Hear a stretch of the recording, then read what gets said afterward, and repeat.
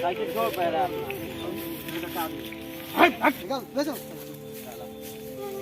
भाग जल्दी भाग।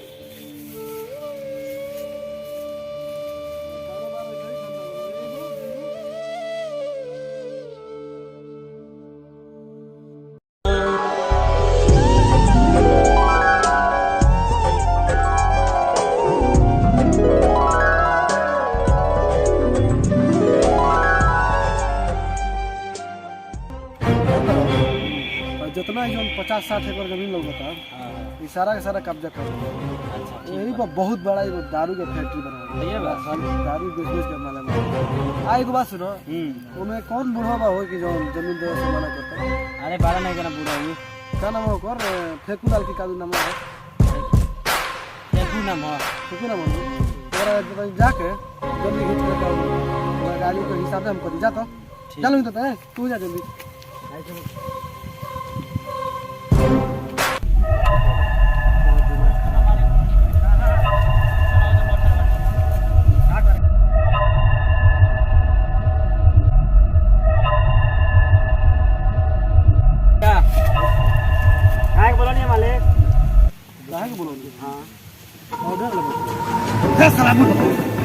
जमुना जमीन पर हम चढ़ के रही हो ऊपर तोरा हिम्मत कैसे बोल रे तोरा हिम्मत कैसे बोल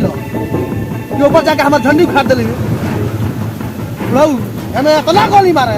कि तार पूरा खानदान धोखा बेच के राजा हो जाए तार के सोच सजा के नाम चाहिए अच्छा मुंह तो देला तू जाके हमार झंडी उखाड़ देला जल्दी भाग यहाँ से जल्दी जाके हटा दे भाग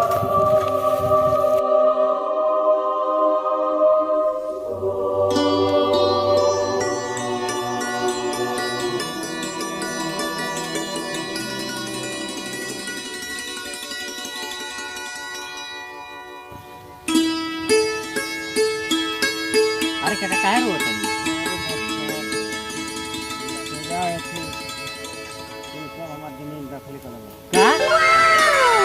जमीन कब्जा कर ले बा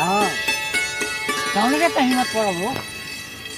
अरे रो मत का हम बानी नी हम संभाले रो मत चलो तो नहीं दिखाओ तो कर घर कहाँ बा हम फैसला करे ये सारे लोग गरीब के पेट पर लात मार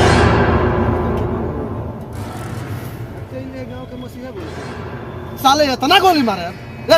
मारे कि तोर पूरा जिला चला धोखा दिन के राजा हो जाए का बुझले